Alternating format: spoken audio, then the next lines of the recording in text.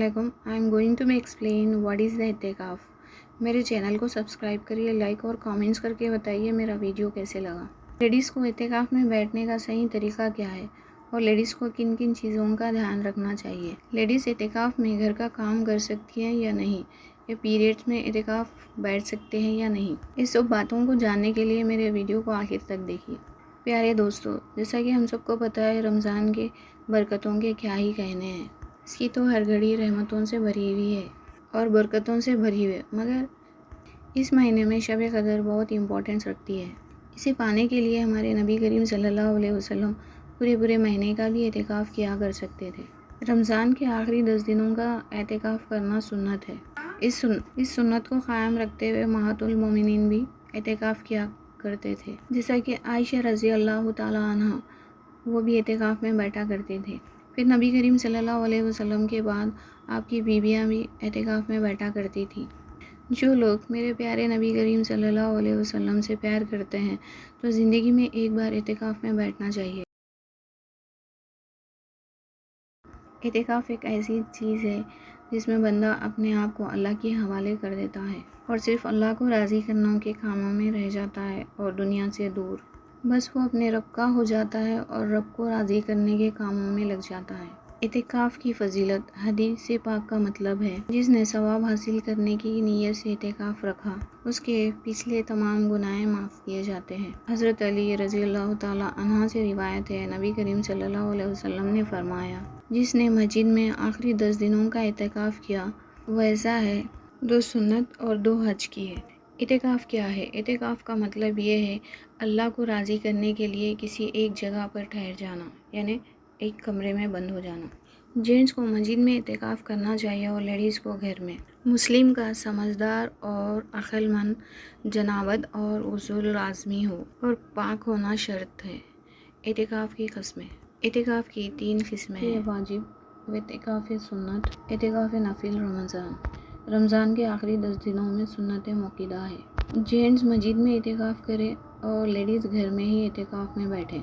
Ladies को घर के बाहर इत्तिकाफ़ करना मना है।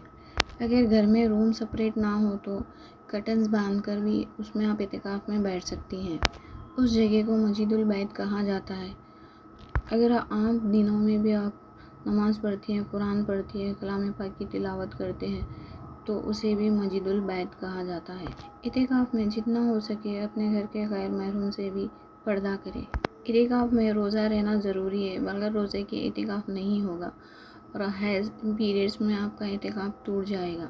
अगर आपको पता है पहले से, आपको डेट का, पीरियड्स का, टाइमिंग की पता है तो आप इत्तिकाफ़ में ना बैठें। तीसरी शर्त, इत्तिकाफ़ के लिए अलग सेपरेट रूम रहना ज़रूरी है।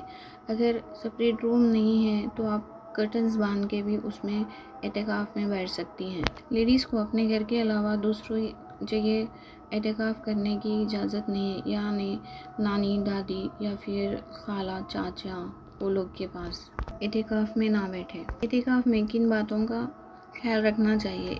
जिस जगह इत्तिकाफ़ करें उस जगह को पाक साफ रखें। 2, फजूल बातें और दुनियाई कामों से बचें और कुरान की तिलावत, ज़िक्र व अस्कार में मशहूर रहें। घर का हल्का फुल्का काम कर सकते हैं, जैसा कि कुछ कॉफ़ी बनाना वगैरह, यानी बड़ा काम ना करें। अगर कुछ इम्पोर्टेंट काम है तो मस्जिदुल बैत से आप बाहर जा सकते हैं, फिर जल्द से जल्द अपनी जगह आकर इत्तिकाफ़ में बैठ जाएं। नबी करीम सल्लल्लाहु अलैहि वसल्लम हर साल 10 दिनों का इत्तिकाफ़ किया करते थे। किसी वजह से इत्तिकाफ़ एक साल टूट गया, फिर नेक्स्ट ईयर 20 डेज़ का इत्तिकाफ़ किया और सुन्नत मुअक्कदा है।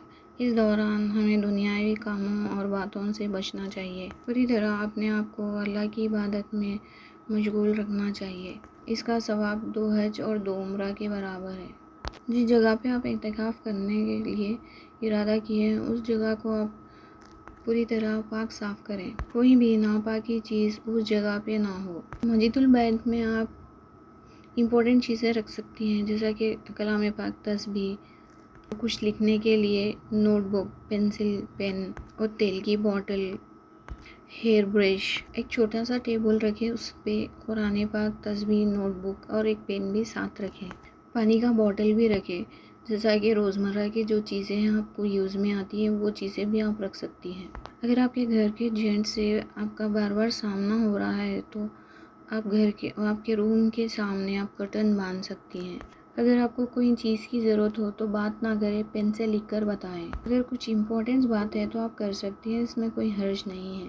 اپنی زبان کو صرف نیک اور بھلائی والی باتوں میں استعمال کریں۔ سنت اعتکاف کیسے شروع کریں؟ سنت اعتکاف یعنی 10 دن کا اعتکاف کر رہے ہیں تو 20ویں روزے کی عصر کی نماز کے بعد آپ اپنی مسجد البیت میں جا کر بیٹھیں۔ 20ویں روزے کی نماز کی عصر کے بعد آپ کو مسجد البیت میں جا کر بیٹھنا ہے۔ بیٹھنے سے پہلے اپنے گھر والوں سے ملے، اپنے بزرگوں کو سلام کریں، ان سے ہاتھ ملائے اور ان کا ہاتھ چومیں۔ پھر اللہ تعالیٰ سے اپنے تمام گناہوں کی معافی مانگے اور اعتکاف کی نیت کرے۔ نیت کرتی ہوں میں اعتکاف کی اللہ کی رضا کے لیے، اللہ اس میں برکت عطا فرمائے اور میرے لیے قبول فرمائے اور آسان کرے۔ اعتکاف کی نیت اور دعا۔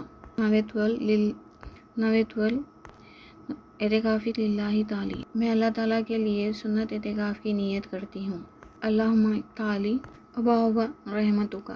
ترجمہ: اے اللہ میرے لیے اپنی رحمت کے دروازے کھول دے۔ اعتکاف کی رحمت اور 10 دنوں کی نیت کرنے کے بعد اعتکاف میں بیٹھے۔ اب مسجد البیت میں داخل ہوتے ہی عبادت شروع کر دے۔ آخری 10 دنوں کا اعتکاف اس لیے افضل ہے کہ 10 دنوں کی تاک راتوں کی تلاش ہے۔ شب قدر کون سے دنوں میں ہوتی ہے؟ رمضان کے آخری دنوں اور 10 راتوں میں ہوتی ہے۔ 21، 22، 23، 24 اور 27ویں راتوں میں ہوتی ہے اور شب قدر کو تلاش کرنے کے لیے کہا گیا ہے۔ ایک بار نبی کریم صلی اللہ علیہ وسلم کو اللہ پاک نے عرش پر بلایا تھا۔ اللہ نے انہیں بتایا کہ شب قدر کس رات میں تلاش کرے۔ پھر نبی نیچے آئے۔ نبی کریم اس رات کا راز بتانے جا رہے تھے۔ راستے میں دونوں جھگڑ رہے تھے اور آپس میں رکے اور ان کی صلح کرائی۔ نبی نے فرمایا، میں تم سے ایک بات بتانا چاہ رہا ہوں، بہت امپورٹنٹ بات ہے۔ شب قدر کس رات میں آتی ہے؟ مگر یہ دونوں کی صلح میں اس بات کو بھول گیا۔ اور پھر نبی نے فرمایا، شب قدر کو آخری تاک راتوں میں تلاش کرے۔ آپ اعتکاف میں ہو یا نہ ہو، شب قدر کی فضیلت۔ کلام پاک میں اللہ پاک فرماتے ہیں، تم کیا جانو شب قدر کیا ہے؟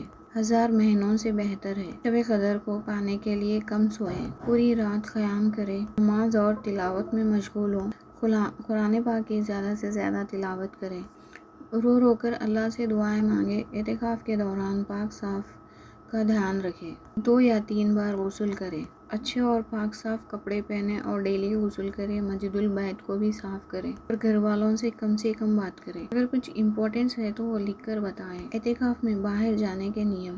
اگر آپ کو غسل کرنا ہے یا واش روم کو جانا ہے تو جائیں اور کہیں اور نہ جائیں، کسی سے بات نہ کریں، چہرے کو ڈھک کر رکھیں اور پھر پاک صاف ہو کر اپنی جگہ واپس آ جائیں۔ دوران رک کر کسی سے بات کرے تو پھر اعتکاف ٹوٹنے کا اندازہ ہوتا ہے۔ اب جو بھی پڑھے دعائیں کرے اور پانی پہ پڑھ کر پھونکے۔ اس پانی کو سنبھال کر رکھے کیونکہ اس پانی میں بہت شفا ہوتی ہے۔ دن کے وقت آرام بیلنس کرے، اگر سو سکتی ہے تو 1-2 گھنٹے سو جائیں۔ اٹھ کر تلاوت کرے اور اللہ پاک کا ذکر کرے اور ہر لمحہ عبادت میں گزارے۔ اعتکاف کے لیے جگہ کا چناؤ امپورٹنٹ ہے۔ پڑھائی کے دوران تھوڑا اٹھ کر چل سکتے ہیں، ہلکی پھلکی واکنگ کرنا، واکنگ کے دوران پڑھائی بھی پڑھنا ہے، پڑھائی کو روکنا نہیں ہے۔ پر سنت اعتکاف 20ویں روزے کی عصر کی نماز کے بعد شروع ہوتا ہے، پھر 26ویں روزے کے بعد بھی بیٹھ سکتے ہیں۔ اعتکاف چاند رات کو ختم ہوتا ہے۔ اعتکاف میں پیریڈ اسٹارٹ ہو جائے تو آپ کا اعتکاف ٹوٹ جائے گا۔ ایسی صورت میں اعتکاف میں قضا ادا کرنی چاہیے۔ موبائل کا استعمال نہ کریں، فون سے کسی سے بھی بات نہ کریں، دنیا داری سے پوری طرح دور رہیں۔ اعتکاف کا مطلب یہی ہے کہ دنیا سے کٹ آف ہو اور اللہ کے قریب ہو۔ اچھی باتیں کہنے سے نہیں، اس پر عمل کرنے سے ہوتا ہے۔ جو اچھی باتیں کہتے ہیں اور کرتے ہیں وہ بھی ایک عبادت ہے۔ ہم اچھی باتیں کریں، اس پر عمل نہ کریں تو کچھ فائدہ ہی نہیں ہوگا۔ کوشش کریں، اس پر عمل بھی کریں۔ اللہ پاک سے دعا ہے ہمیں بھی اعتکاف کرنے کی توفیق عطا فرمائے، آمین ثم آمین۔ آپ سے گزارش ہے مجھے بھی اپنے دعاؤں میں یاد رکھے اور پورے امت المسلمہ کے لیے بھی دعا کرے۔ یہ ویڈیو پسند آیا تو لائک، کامنٹ، شیئر کریے اور صدقہ جاریہ کی نیت سے دوسروں کو فارورڈ کریے۔